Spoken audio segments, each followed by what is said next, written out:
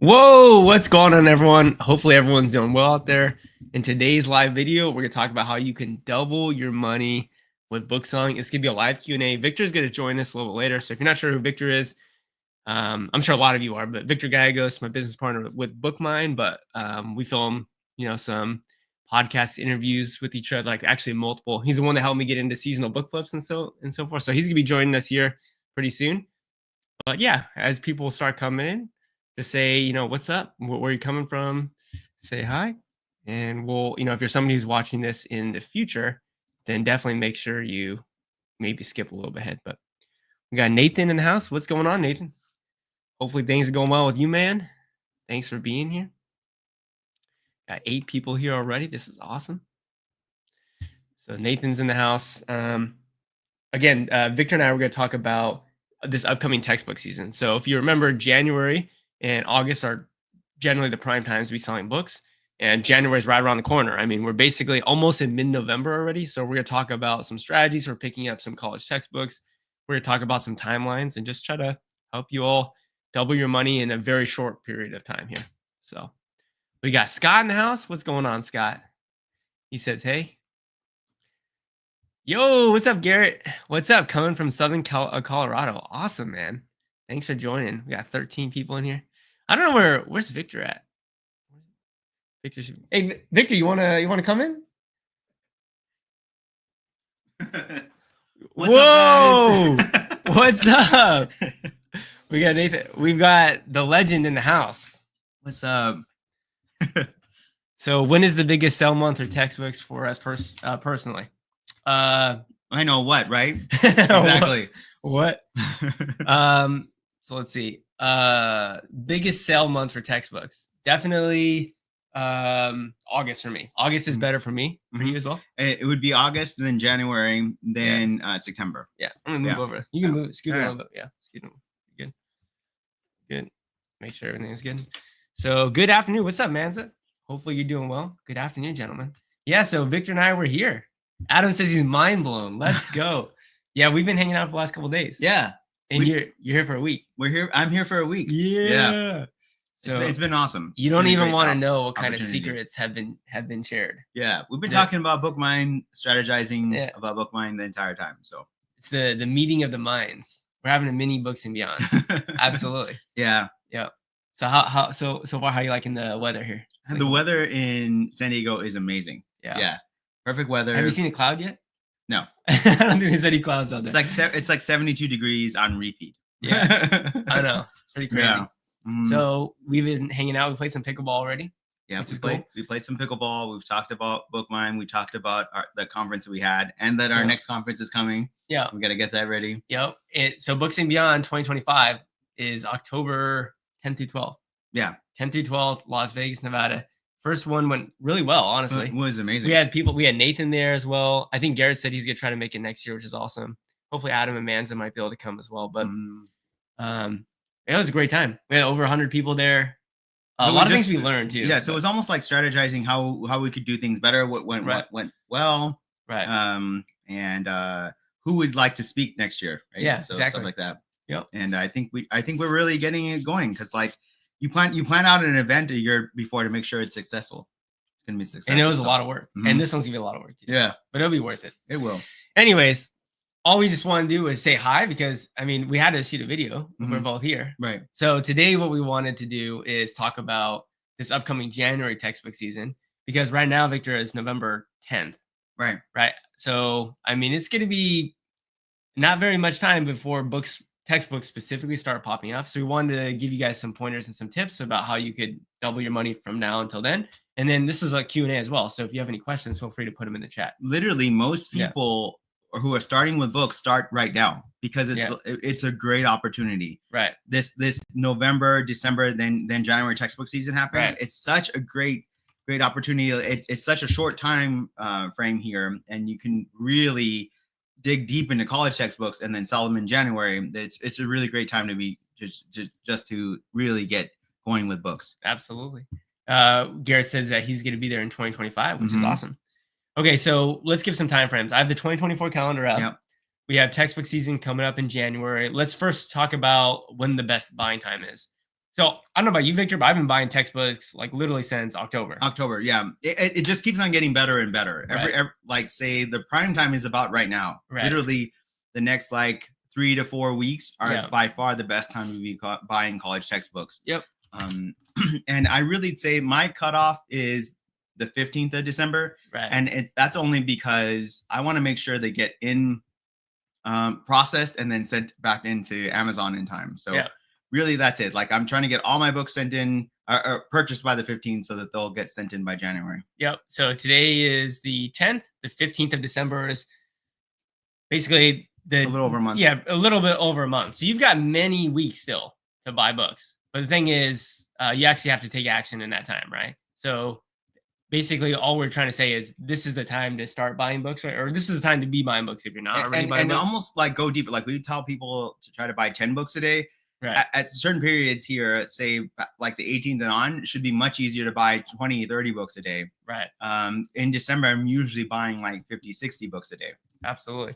So that gives you a little bit of a breakdown for up until when we're generally going to be buying. So to recap, we're buying a lot right now. Right. We're buying a lot of textbooks right now. We are buying a lot of textbooks. The 15th of December is kind of when we're going to start slowing down, just so we can get the books in. Yeah. Now, what we're going to talk about is when we personally see most textbooks starting to really pop off. So I've got the January 2025 season. And honestly, for me, Victor, starting in January, books, I do definitely start to see an uptick. It's almost like a hill.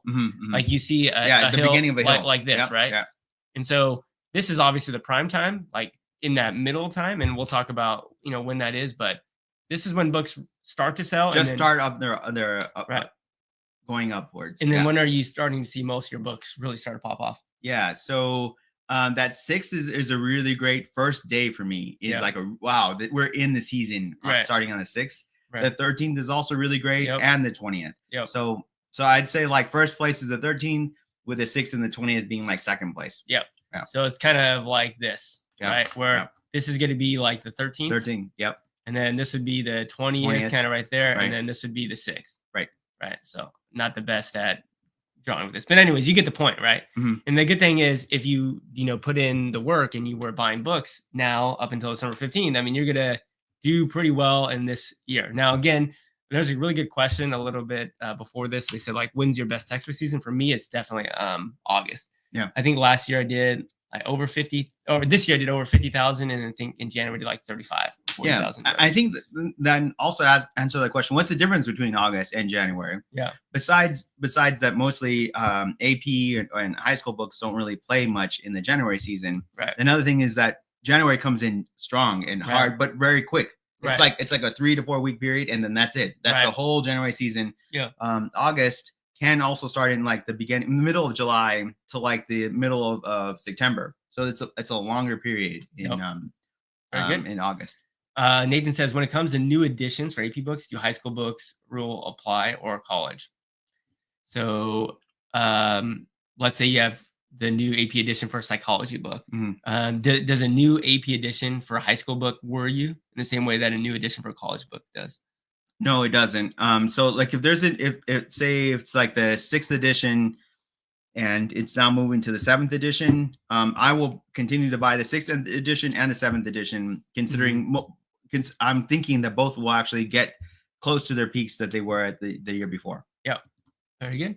Brad, good question. Can you speak on how to analyze whether a used book is good to purchase when there is a newer edition available? Okay. There's a lot of things to think about here. The first thing that I think right off the bat is, how long has the newer edition been out? Mm-hmm. And the reason why I say that is because if the newer edition's already been out like a couple years, you actually have a couple years of data to look at how the older edition. You can already see the effect on the Keep It spreadsheet. On the Keep It spreadsheet. Keep a graph. Keep a graph, right? So if we have a new textbook that like a new edition that literally just came out, like it just came out a week ago or 2 weeks ago, there's actually no data to see how the old edition responded to that. Yeah. But what is now old edition has an older edition. Mm-hmm. And so what you could do is look at both Keep It graphs. So like, let's say currently you want to buy the 14th edition, Brad, and then the 15th edition just came out 2 weeks ago. Well, there was a 13th edition. Mm-hmm. And so what you can do is look at the 13th and 14th edition Keep It graphs and kind of mirror them and go, okay, well, when the 14th edition came out, how did the 13th edition perform when that happened? Yeah. And if you're like, oh, the 13th edition literally just went straight line down and stayed there and never recovered, then you definitely don't buy that book. Don't buy that book. Yeah. But on the other hand, if you're like, okay, well, when the 14th edition came out, the 13th edition still sold well for like 2 more seasons. Yeah. Then you have 2 more seasons to sell this older edition. Yeah. And I think it's important to note that there's no way to be 100% right all the time. You just need to be right the majority of the time, 70, 80% of the time, and you're going to kill it. Right. Yeah. Okay. That's a very good point. Good point. Anything else you want to add? Anything else you're looking for newer editions that you're checking on? I tend to stay away from, if there's a new edition, I won't like look at law books. I'll just stay away from those altogether. Okay. And usually nursing books. And also if the new edition has like 2021 or those are 3 I probably just stay away regardless of whether or not what's happening with the old edition. Perfect. If you see 2021, 2022, 2023 like in the title of the book, stay away from that book. And then for me, most law books, most of the times where I bought law books and new edition came out, I'm like burned. It just tanks. Yeah. So I would honestly recommend you stay away from law edition textbooks unless you're like more experienced. Diane says, for me, I think medical books sell just as well for me in January as August, since a lot of the programs have so many start dates out there. Yeah, I agree. Yeah, that's true. Very good. Josh says, how's it going? Hey, congrats to you, Josh, because your YouTube channel is popping off, man. So go subscribe to Josh if you guys haven't. Are you still selling books, Josh? I think you are selling books a little bit, but I think you're kind of more in the eBay niche now. But I'm glad to see that you're having good success. Myra says, good afternoon, guys. This is guys real. This is we're real in the flesh, guys. It's kind of, this isn't virtual effects here. And by the way, it's not that I'm taller than Victor. I'm just a little bit higher up on my chair. You can be taller, man. It's fine. We're about the same height. I think. Yeah. What do you like? 5'6"? Yeah. 5'6", like 5'6", 5'7". So really?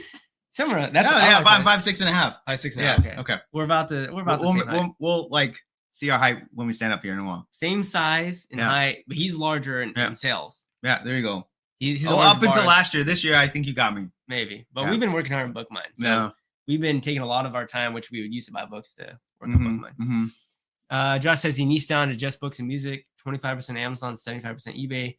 Go-to lister tutorial coming out this week. Awesome, Josh. That's great. He said he totally thought the side by side was so amazing. No, I'm just grabbing. Wait, I'm grabbing through Victor. Yeah. I named my 2 puppies Joji and Victor. Yeah, that's awesome. Let's go. Hopefully they're behaving well. Yeah. Hopefully they're making you money somehow, or I don't know, but that's awesome. Good to hear. Okay. So we talked about buying textbooks up until January, or up until December 15th. We roughly talked about when books in January are going to, like, the best time for them to sell it. Yeah. Okay. I think like when things go wrong, what should you start repricing them? Probably the last part. Let's do that. So I'm gonna share my screen. Let's look at 2025 calendar again, so we can see this.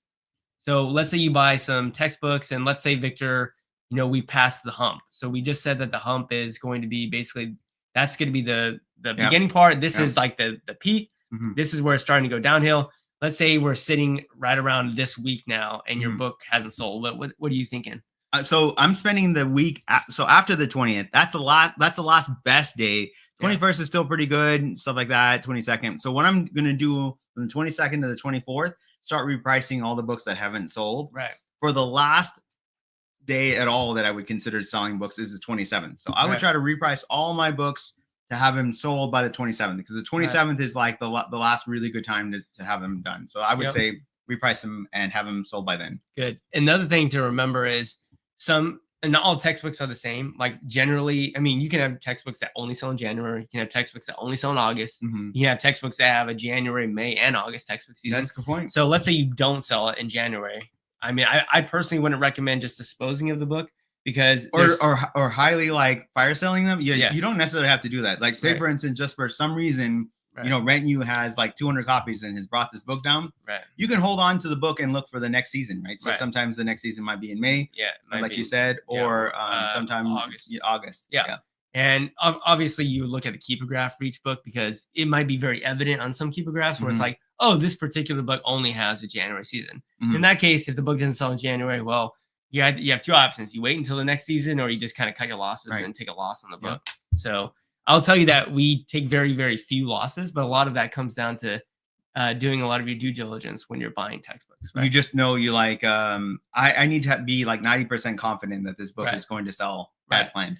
Now, one thing that I want to again stress is that, look where we're at, everyone. We're on November 10th, November, December, January. We only got like a month and a half before textbook season, right? after January was over, you've got pretty much a long time to wait, because then you have to wait February, March, April, and then you have a little bump in May. Little bump in May because of summer school. Yeah, and then June and July and then August. So if you're somebody who's like on the sidelines wanting to get started flipping books, like literally this is the best time to do it, because the time window for when those books are going to start selling is like right away. It's going to happen right now. Versus if, let's say, you're like, I don't know if Joji and Victor are really truthful or they're full of it or whatever, like, and then you believe us in February, well, then you got to wait March, April, May, June, like until you actually start seeing a lot of your textbooks. There are so many people who join us because of this period right now.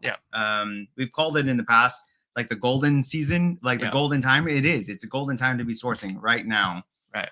Because again, you can literally put in a few $1,000s now, and by January have gotten that back and in like 50% more. Right. In January. There we go. Okay, what else we got, Brad? Brad says, Victor, you mentioned 12:15 as a cutoff to get books into your prep center to be there before the January season. Do you guys recommend doing anything FBM after 12:15?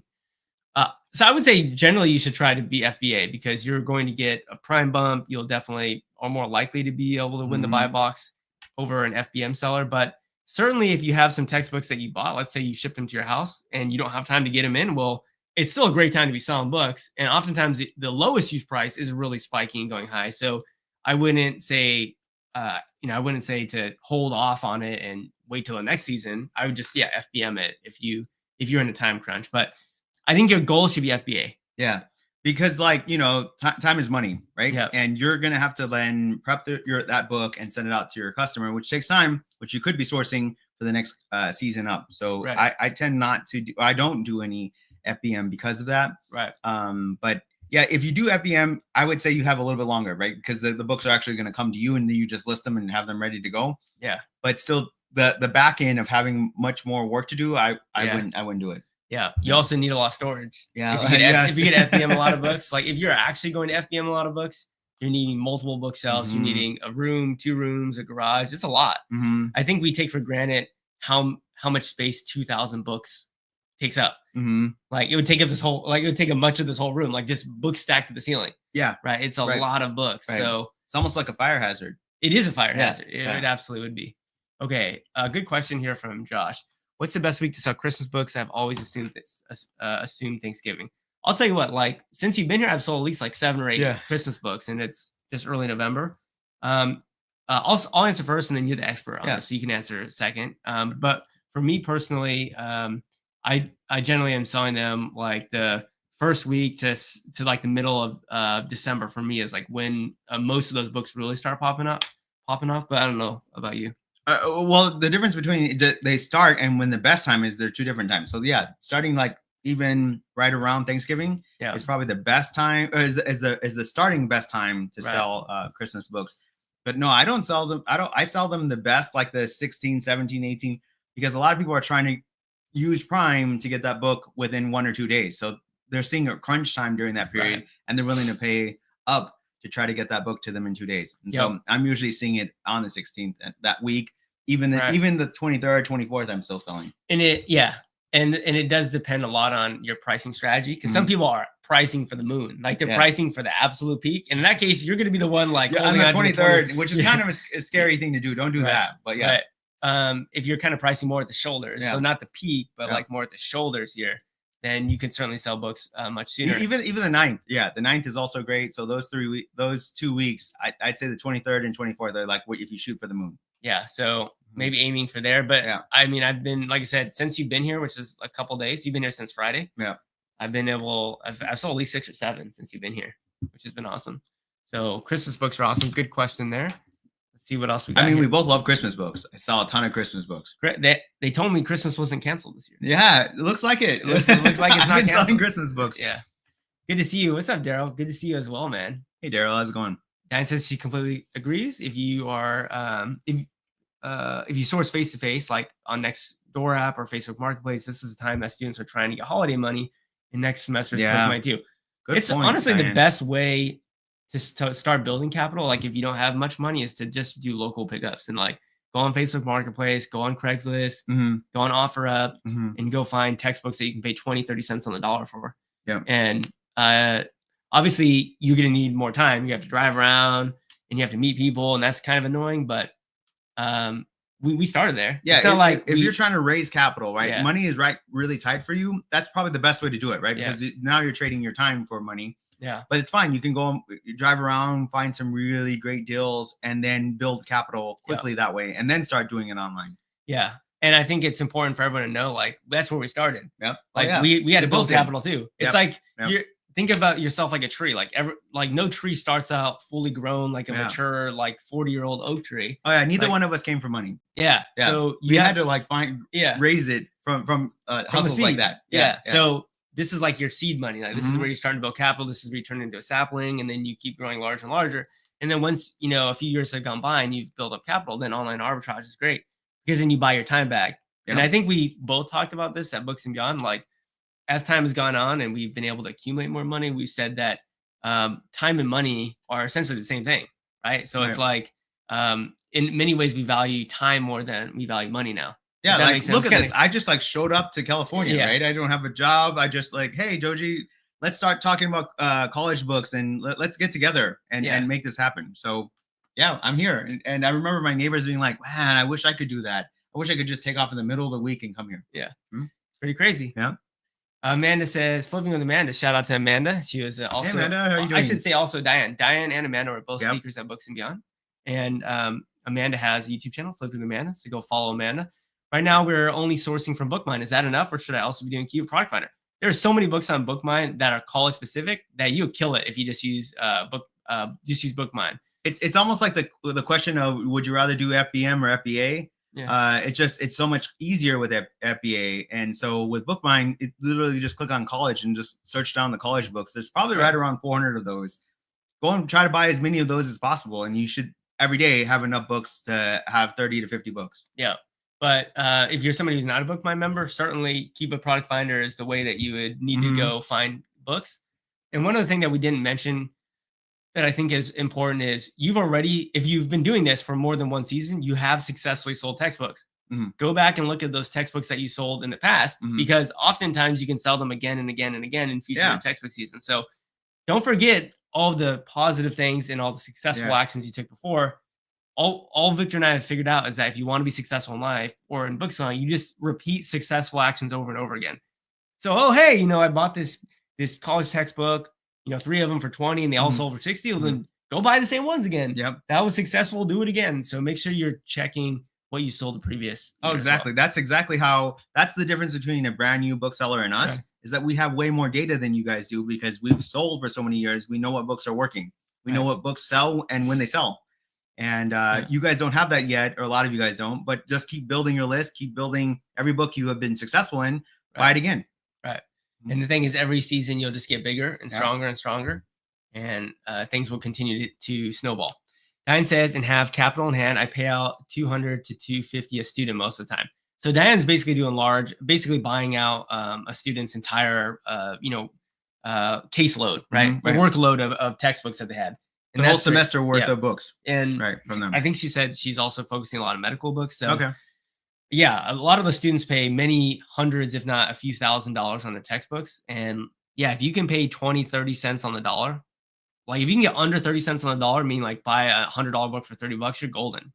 You're gonna make a ton of money. And a lot of times when I would buy books from college students, if the school has moved on from say the 13th edition to the 14th edition, that's a great time to be buying the 13th edition from those students because they can't even sell it back to the bookstore because the bookstore is like, we're not buying that book anymore. Sorry, we've now moved on to the 14th edition. Right. So to that student, it looks like they're almost going to get nothing for it. Right. And so offer them anything, they're willing to accept it. Yeah, absolutely. We got Chet in the house. Woo! Hey, Chet, how's it going? What's up, Chet? Yeah. Dang, Victor's in California. Yeah. Yeah, it's beautiful here. It really is. It's been pretty awesome. Yeah. Brad says, anything different to think about, such as the offer count? As an example, I just looked at a Bookmine book, 129 sales drops per month. Offer count is up to 46 from 29 years ago. Sorry for all the questions. No, don't feel sorry at all with all the questions. We're here to help you. And any insight we can give you. Yeah, any insight we can give you from our experience is hopefully just going to help you out. Certainly looking at offer count is like if you are looking at offer count, that's a good thing. It means that you understand that markets can change. And what that means is, at the end of the day, it's a very simple principle, right? If there's let's say there's a lot more people selling something and the demand has stayed the same. Well, prices are just going to go down. Right. And what we see in college textbook season, obviously, is that there's way more demand because all of a sudden a lot more people want to buy the book. And so what that means is, the chance of prices going up or going higher is very likely. Now, with that said, if there's more demand in the textbook season, but then you have way more supply than you used to before, then you may not necessarily see the used price go very high. Right. And all that means, Brad, is just to use your common sense and just to use your intuition. So if you've seen a book like double or triple or quadruple an offer count, then find a book that hasn't done that. And that other book that hasn't done that is probably going to be a better bet. If that makes sense. Yeah. Yeah. So to answer his question specifically, right? He says 129 sales. That means at least 129 sales have happened. Yeah. There's the offer count has moved up to 46. But there was 129 sales. Yeah. That's a lot of sales, even if it's moved up to 46. I would have no issue with it. Now, at 129 sales, if it moved up to like 200 from 46, that's a big difference. But that small of a difference, and it's still selling 129 times. Yeah, there's no issue. Yeah, and so Victor brings up a great point, which is it's all relative, and by relative we mean like, okay, an offer count change from 29 to 46 might not be that big of an offer count if the book sells a lot. Yeah, which this apparently one does. Yeah. But if you have a book that sells only a handful of times, then an offer count rise that much could actually make a huge difference. Oh yeah, so it's all relative. If a book is only selling like once a month, that sells 12 times a year, and it moved up from 29 to 46. That's a whole year's worth of supply that just showed up. Yeah. Let's see, Timio, I think I'm at 128,000 this year, mixture of seasonal and niche books. My ROI has been over 100% for each book. That's we were just talking about how books are like the best thing. They are. So you guys might not know this. Victor used to own some orange leaves. We actually had some ice cream last night. So we talked about frozen yogurt, and I owned 2 frozen yogurt companies, Orange Leaves, and they made a ton in revenue. I mean, I could come around and brag about how much revenue I was making, but that's not profit. I was bringing in at one source 750,000, the other one around 500,000, over $1 million in revenue. But at the end of the day, was only bringing home about $50,000. So like 6% was what I was actually bringing in a year for my frozen yogurt companies. So like it's nothing compared to what we're doing here. And to even think about 100%, that's mind blowing. Yeah, it is mind blowing. That's why I'm here. That's why we're doing books. That's why you don't have physical storefronts. Yeah. It's like, why would I do all that? And how many employees did you have? I had 25 employees. 25 employees. 25 employees. I always had to make sure they came in. They weren't stealing. They knew how to count. They knew how to like mix yogurt, cut strawberries, cut bananas. None of that I don't have to worry about it anymore. And you made 50 grand. 50 grand. Over $1 million in revenue, you made 50 grand. So anyways, the reason why I bring that up is because often people are like, oh, this book's only 50%. Book's only 75%. Or that we regularly turn down like 40% now here with books. Like it's only 40%. Oh no. I just can't believe it. So here's proof. This I didn't tell Timio to write this. He says he's at 128,000. Mixture of seasonal and niche books. His ROI is over 100% for each book. His average buy cost is 15 and selling them for $50. My sell-through rate is 1.2. There you go. That's what we teach. Isn't that amazing? No employees, right? Doesn't have to store the products. Doesn't have to ship the products. Doesn't have to go in and open the store every day. And 100% ROI. If you do it through FBA, you don't even have to ship the books out. It's perfect. It's really wild. You can do it anywhere in the country. And I think that's kind of another thing in Books and Beyond. We both said, how do we make the most money with the least amount of effort and commitment in his books? Because all that stuff's automated. And then talk about bringing on a prep center. If you bring on a prep center, then you're just even automating it even more because now someone's doing the prep for you. So it's pretty cool. Diane says, medical books and generally, if it's after students complete the LPN nursing program, I get all the books needed for the program. You're killing it. That's awesome. That's a great way to make money. Perfect, Diane. The junk flipper is in the house. We got Tanner. Tanner is at Books and Beyond as well. The boys clean up nice. Yes, sir. One of these days, you're going to be here. You got to be here as well. You and Garrett got to be here as well. Ted says, have a great day, boys. Just finished moving from house 1 to house 2. I'll have you guys here in the background while I continue. Dude, awesome, Chet. Congratulations. Chet just got into his second house, so congratulations to him. Doing well. That's awesome. Whoa, Steve's here? Steve Rankin from he's a .com. RankinProfit.com. My mind's blown. Legends unite. How's it going, Steve? What's up, Steve? Hopefully you're doing well, man. Hope you're doing well. And Brad says, my last dude, keep the questions coming. Acceptable condition versus good or better with college textbooks. I will tell you that if you take 2 types of books, like college textbook, like what is this, like an anime book, I think? Yeah. Which one of these do you think the customer will care more about condition. Mhm. Which one do you think? Which one are they going to care more about? Oh, definitely this book. Yeah. Because like a college textbook, all I'm trying to get out of this book is the words, is the text, right? I don't Yeah. care if it's even like water damage. I just Right. need it for class. Right. Unfortunately, my professor has told me I need this book, so I got to go buy the book. The other one, I'm collecting it. I really love this book. Yep. I want it to be in pristine condition. So Yep. even you tend to sometimes rate those harder than you rate college textbooks. Yeah. So all that to say is, try as much as I can for any book to buy a good condition copy, and generally for textbooks it matters less because, like Victor said, Mhm. they need the book not because they want the book, but because they are required to own the book. Mhm. Is the person buying this book, Victor, required to buy this book? No. They're wanting this because they want the book. Right. They're Right. happy with it. They're gonna put it. Whoever in the buys this book for me is not buying because they want the book. they're gonna resell that book in like 3 months from now. Yeah. They're buying the book because they need it because a professor or a school told them. So generally, buying acceptable condition copies for textbooks is less of a problem than it would be for books that are more about niche things, that are more about things that the customer actually is going to care about the book, if that makes sense. But to answer your question, also, Brad, I also do buy acceptable books all day from like college textbooks. Right. So, yep. Josh, any plans for absolutely. Books and Beyond 2025, October 10th through 12th in Las Vegas, Nevada. Steve Rakin will be there as well, as will Avery Martin. And our 2 hosts are our 4 hosts are all together. Yep. Gonna get back together again, and we're doing it again. Yep. And in Las Vegas, probably the same space. Same space. Dude, the Longhorn Room was amazing, right? It's crazy. Mm-hmm. And then we're gonna have the Saturday night after party up on the pool deck. Yeah. Which has a almost 360 degree. Yeah, it's like 300. It's like 300, 320. Yeah, something like that. Yeah. Which is awesome. Mm-hmm. So absolutely, it's going to be fun. Diane was there, and so a lot of people were there who are in the chat. So yes, awesome. We're doing it again in Las Vegas in October. Yeah, October 10th through 12th. Diane says, totally agree. Students are not as discerning as other book buyers. Some even love pre-highlighted books that tells them what to pay attention to already. Some people like when other people do work for them. Yeah. Who knew? Like, oh wow, these have sticky notes. Once you figure out like what the green means versus the yellow, you're like, okay, so green is not important, yellow is important. Okay. Yeah, I've had those books. Sounds good. So anyways, we probably will have to cut this short here, but we just wanted to help you guys think about what's coming up. There's a perfect storm. Mm-hmm. That perfect storm is textbook season coming up in January. You've got an opportunity to buy tons and tons of college textbooks over the next 3 or 4 weeks. Yeah. So get out there and buy them. Buy 10 books a day, buy 15 books a day. Really hyper focus on college textbooks. Start really sourcing those. It's a great opportunity. Yeah. And in January, you won't regret it. Nope, because a lot of those books are going to be flying off the shelf, and you're going to definitely see a soaring in your sales. So any last minute questions you guys have, go ahead and throw them in the chat. But Victor and I are going to go play pickleball here shortly. So and we're going to spend the next, like, I don't know, a little over a month trying to help you guys source more college textbooks because we really think it's a great opportunity. Yep. I mean, it really is. That's really what we decided to do. Like, I can even I want to kind of even like share my sales real quick just to show you. Like, I'm gonna share my orange bars just to show you how seasonal it is. So so here's what it looks like. Let's see. It's good. Okay, so let's see if we can get this to focus. Maybe not. Let's see, focus. So this is like 263,000 in revenue, not profit, guys, not profit. 263. But my point is, when are you seeing those orange bars the highest, Victor?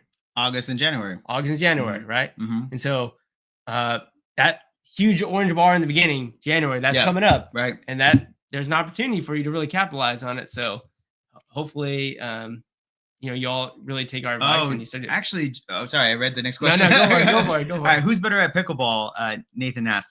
And actually, right now, Joji is. Joji's been playing for a few years or 4 years. No, I've been playing for a little over a year. A little over a year. Okay, but I've been playing often. Yeah. I've started playing pickleball 3 weeks ago. Yeah. And I'm doing pretty good. But yeah, no, he's definitely better than me right now. You actually have your Grambling. So, but Victor played D1 tennis at Grambling. What year? What years? Yeah, so like 2004 and on 2008. So 2004, 2008, you played D1 tennis at Grambling. So he's got a tennis background. And so he's actually really, really good for playing for 3 weeks. Right. But I'm only better than him right now because I have way more experience.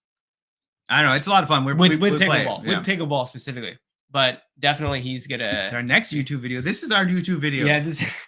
Oh man. Yeah. Maybe we'll have to film one while we're here. But Victor's gonna be here for a few more days, and honestly, we're just trying to celebrate like our friendship, Mhm. our business partnership. I think we've done a lot of good things for the community. We So have. we're trying to take a moment to just hang out and chill and just say, hey, good job to us. I We're think really celebrating the community. Yeah. We're really building something special here. Yeah. And Yeah. so we're celebrating, your seasonal group, my YouTube channel, the Bookmine Facebook group, the Mhm. Bookmine members. Yep. And so we're obviously here having fun and hanging out with each other, but also trying to make sure that things coming down the pipeline are going to help everyone out even more. So Yeah. And yeah, good point. And we will hope that like next year in 2025, make this group even bigger and to try to help you guys even more. whoa, we need a pickleball tourney at the next B&B conference. Oh my gosh. That'd be awesome. You know those courts are right next to us. They're right across. Yeah. Sounds good. All right, guys. So we're gonna head off on and we'll see you guys later. Sounds Okay. good. All right, guys. See you later. Bye. Bye-bye. Dude, this is awesome. Is that your wife? Yeah, she's Okay. coming.